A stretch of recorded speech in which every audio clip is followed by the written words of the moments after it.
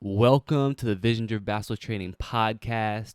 Thank you, everybody, for tuning in this week. Really appreciate it. If you guys are on Apple Podcasts, I really would love it if you would scroll down to the bottom page right now, leave a 5-star review. Really helps out the podcast, helps more people to find it, helps us grow, helps me bring you guys more content. So if you guys take a little bit of time right now, scroll down, click that 5-star. That'd be awesome. If you're on YouTube right now, make sure you leave a like on this video and subscribe if you're new. I have a new podcast coming every single week, so be on the lookout for that. Plenty of videos on all sorts of other different topics. Just put out a video this past week on a film breakdown on how to attack, closeouts, how to beat your defender.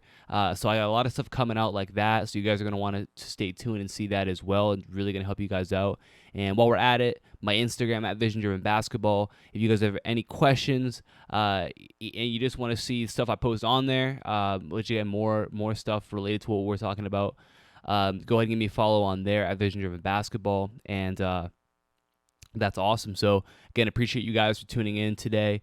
And we're going to talk about something today that a lot of you guys have heard me talk about before.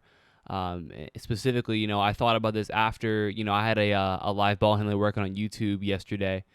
So I was just kind of thinking about this whole, the whole topic. Well, it'll be 3 days ago from when you guys see this, but yesterday, I'm recording this on a Friday. So Thursday, I had a live ball handler workout, and there's something I say during every single one of those workouts that, again, those of you guys who've tuned in before, tuned into multiple of those will recognize it. But, I'll hop into that in a second. But, one thing I want to talk about, kind of to lead off, this is going to be kind of a reoccurring theme, is just, kind of an epidemic that we have throughout the world right now.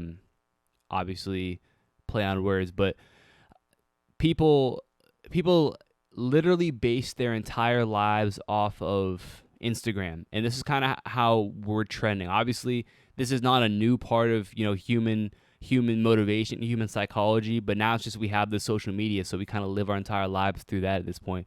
People can craft an entire image online that a lot of times is completely different than what they actually are like in person, right? Their real life might be completely different than the image that you or I might see of them on Instagram or on YouTube or on Snapchat or on any sort of social media platform.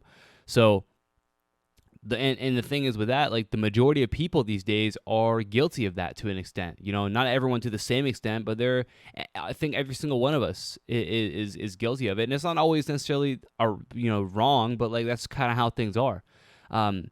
And that is something to always keep in mind. Something that's crucial to keep in mind is that what people post on Instagram is the highlights, right? That's the highlights of their life.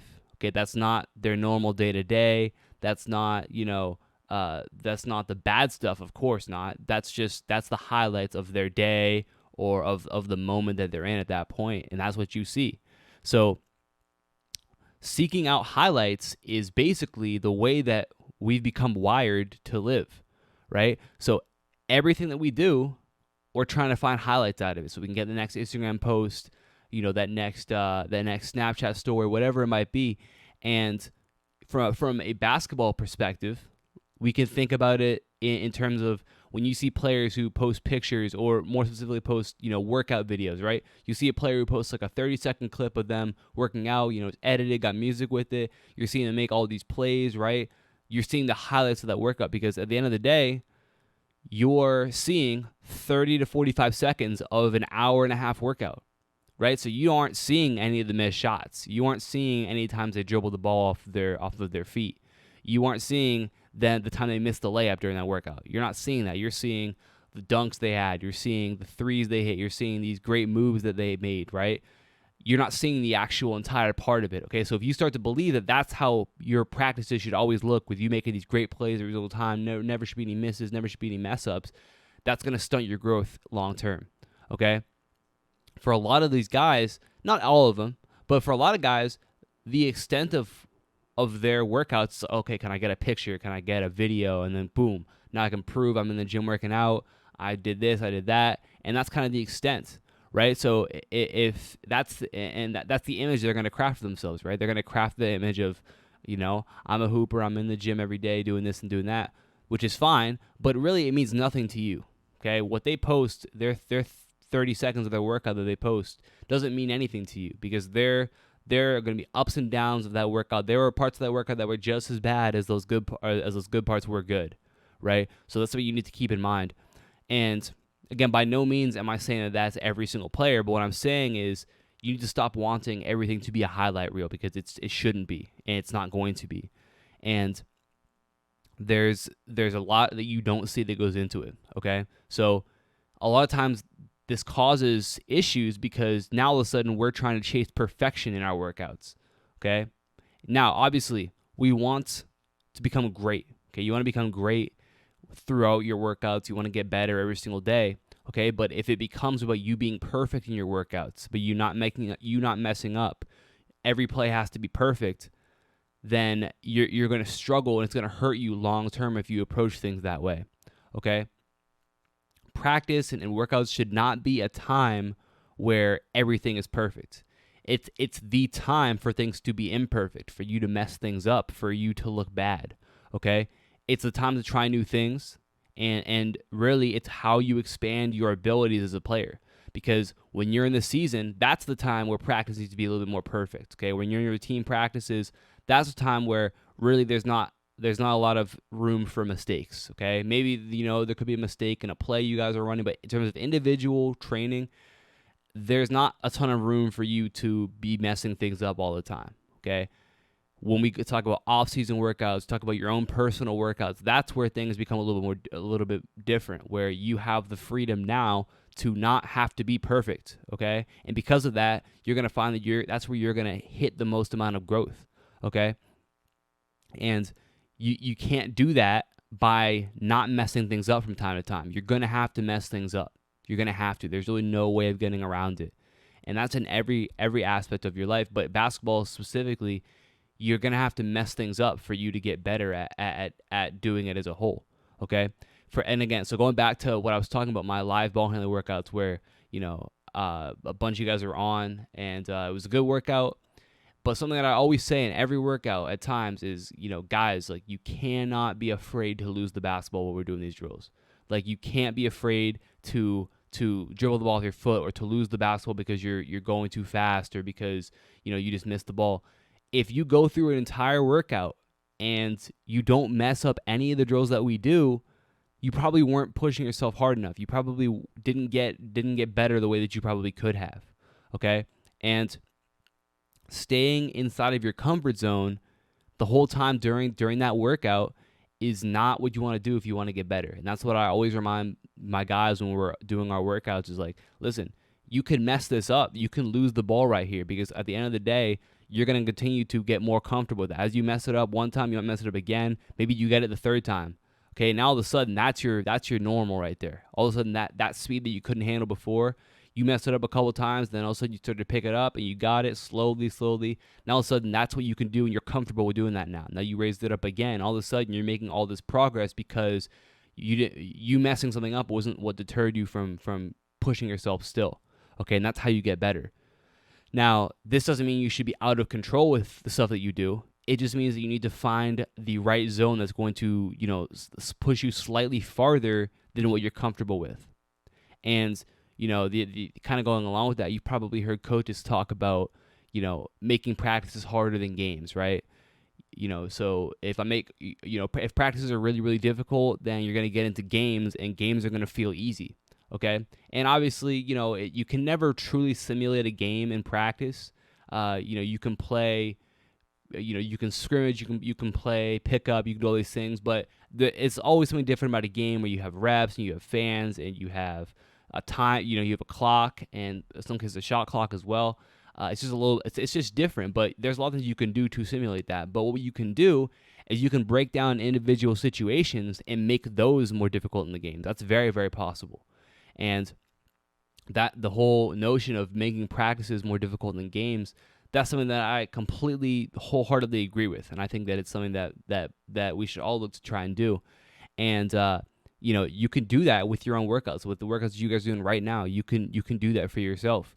And obviously, again, we've covered ball handling, where I say, when you do your ball handling drills, make sure that you are pushing yourself. You're finding that limit that's a little bit past what you're comfortable doing, and you're constantly getting to that point, Okay, constantly getting to the point where you're really pushing the way that the speed you can do things or the pace you're doing things at. You're getting better because of it. You're not staying in your comfort zone because of it. And speaking of ball handling, within probably the next 2 weeks, so kind of getting closer, I'm putting kind of the finishing touches on recording, editing, building all the stuff I need to build for my elite ball handling program that's coming out again very, very soon. And I talked about a little bit on the live yesterday, but it's going to be, for those of you guys who struggle with your confidence with the basketball, you struggle handling pressure. You want to be a guy that your coaches and your teammates trust with the ball. Maybe you have issues turning the ball over. Maybe you just feel like your handles aren't where they need to be.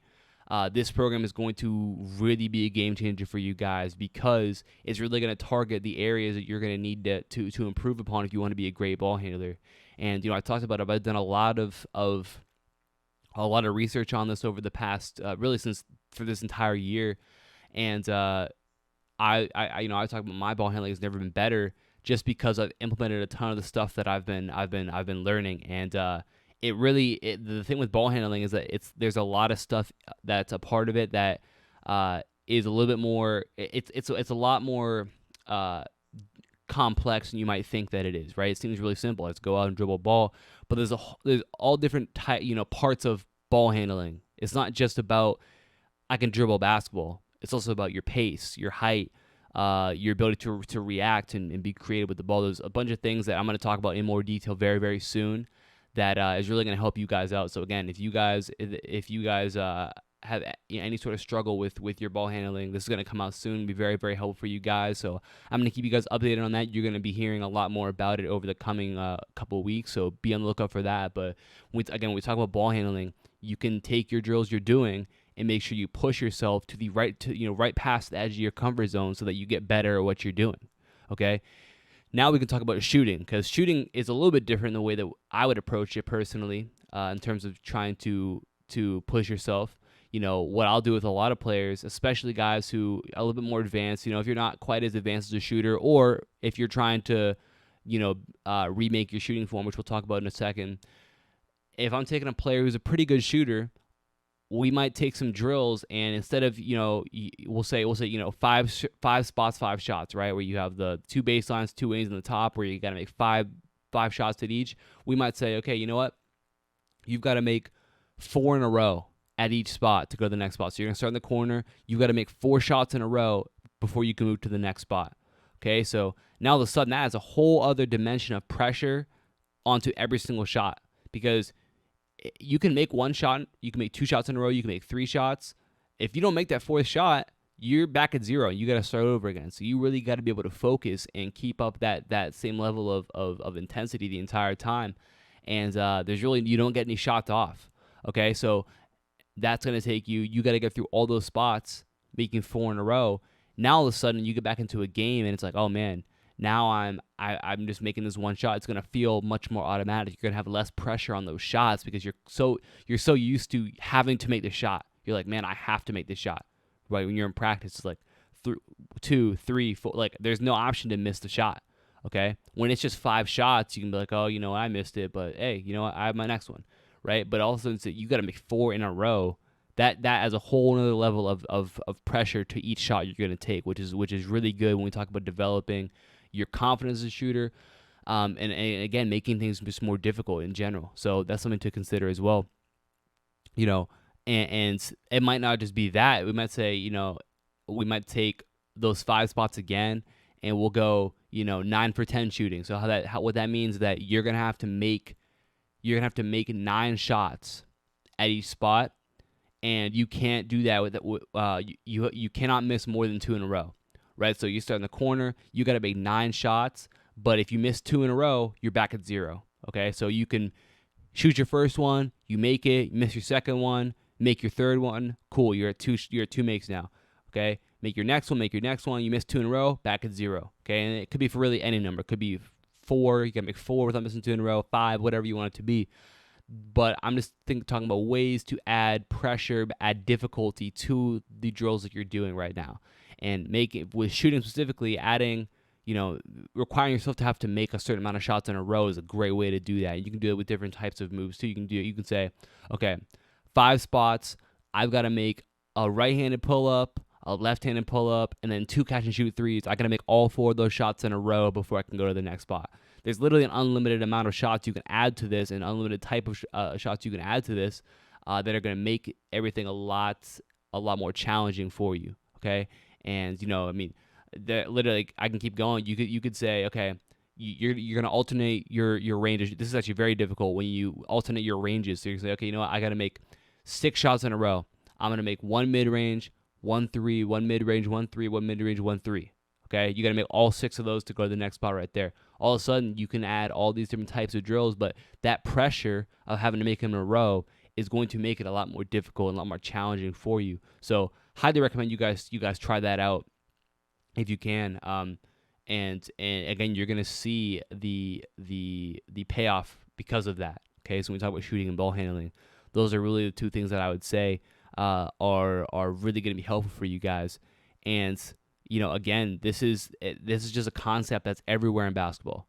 Okay, because I also have talked about before, like, you want to find players who are better than you and play against them, right? When I talk about pickup, like, you want to try and go find the best players possible to play against, because now when you go play against guys who aren't as good, right? If you go find the best player in your area, maybe that's not feasible, but you go find, your teammate who's the best player on the team. You go play one-on-one against him every day.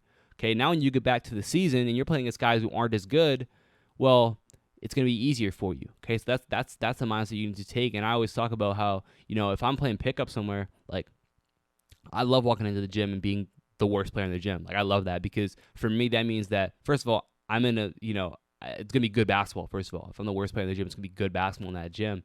And that means I'm going to have to raise my entire level of play. Okay, I'm going to have to stick to what I do well, but I'm going to have to also do some other things that I'm going to have to do if I'm one of the better players in the gym, right? There might be things that I can get away with doing. I'm going to have to try as hard on defense. I'm going to have to be as cautious with, with the ball in my hands. I might not have to be as quick on my shot, right? I'm able to take more time. I'm going to be able to make different sorts of reads that might be there, but now maybe they aren't there. Or maybe there's reads that wouldn't be there before, but now they are there that I have to be able to make, okay? Everything's going to change depending on who I'm playing. But when I'm going against guys who are really, really good, that's gonna force me to be better as well. In long term, again, that's better for you, because then if I go back to any other gym where I'm not the worst player there, all of a sudden, like, things are just easy.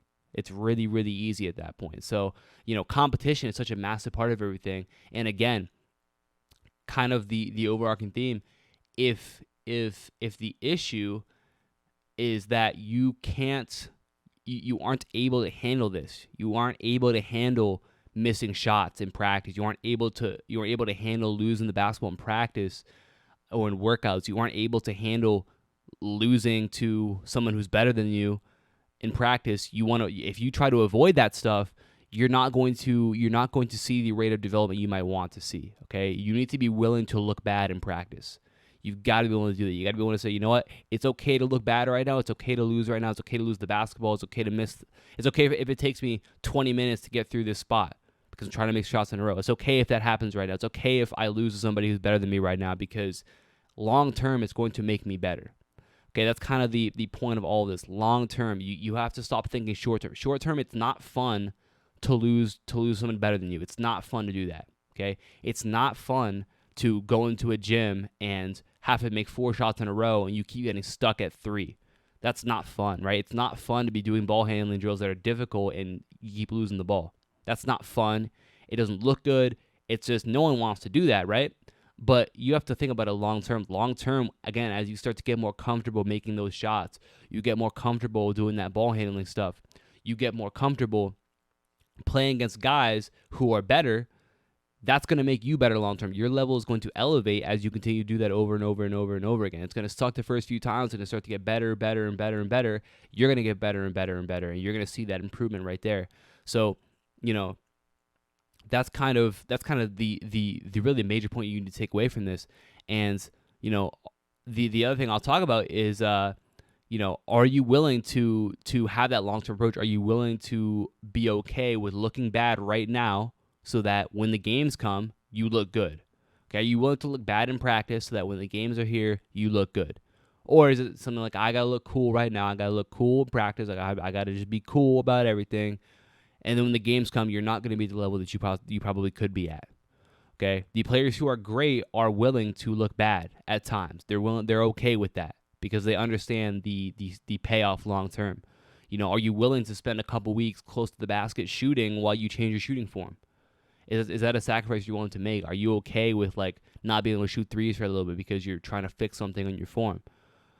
I, maybe you guys have heard this story, but Steph Curry, when he was in high school, when he was a sophomore in high school, so he was already playing. He was going to be a varsity guy as a sophomore. So, he was, again, like, it was an important part of his high school career. He's trying to kind of cement his place at his school, and he was a good shooter at that point, a really good shooter at that point, but his release point was really low.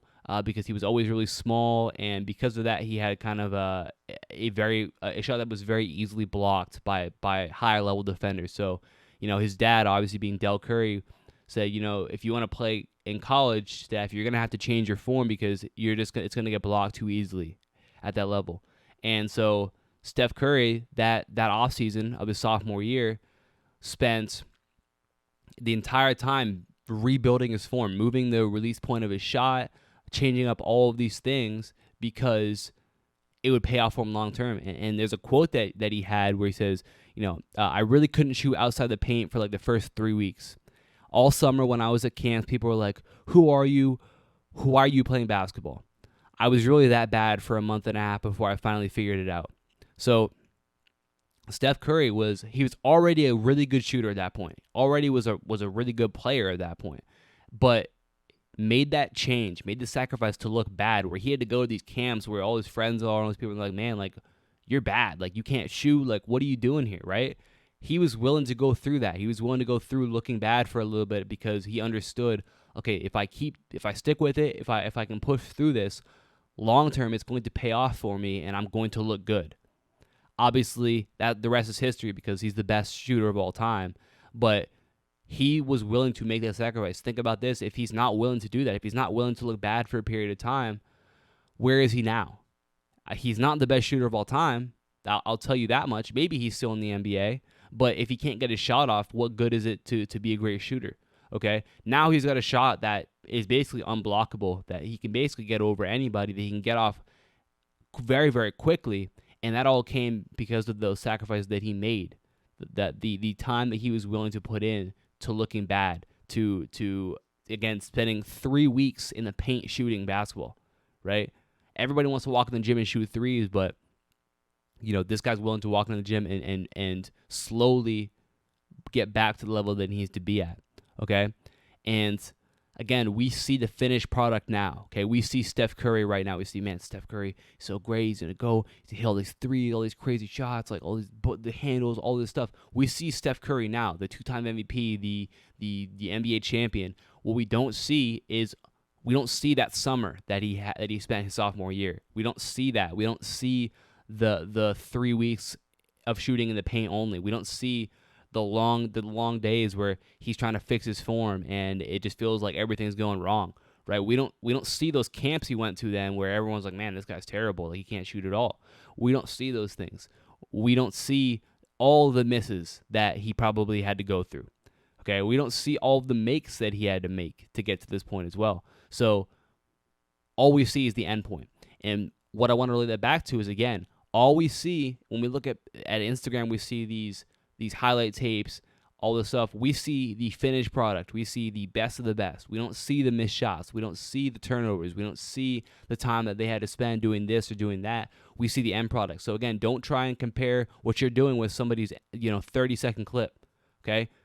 Be willing to look bad in practice. Be willing to make those sacrifices so that long term you come out ahead. You come out in a position to where you can all of a sudden be that guy. You can make those plays. You can be consistent because you've built a great foundation, a great base. And that's really what it comes down to.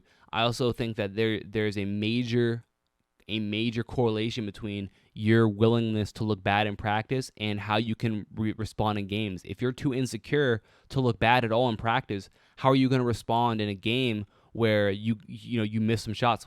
What if you come out in a game, you airball your first shot? Like what's your reaction to it? Because if you're too insecure to ever look bad, you can never look bad. Even when there's nobody in the gym, you're by yourself working on something.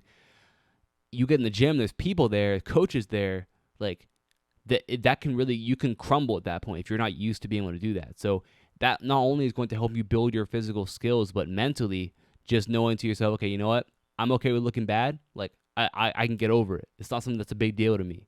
That in itself is going to help you out as well. So multifaceted approach to all this. So again, kind of the point I'm trying to make through all of this is stop trying to look good in practice. I say that to my guys all the time. Stop trying to look good in your workouts.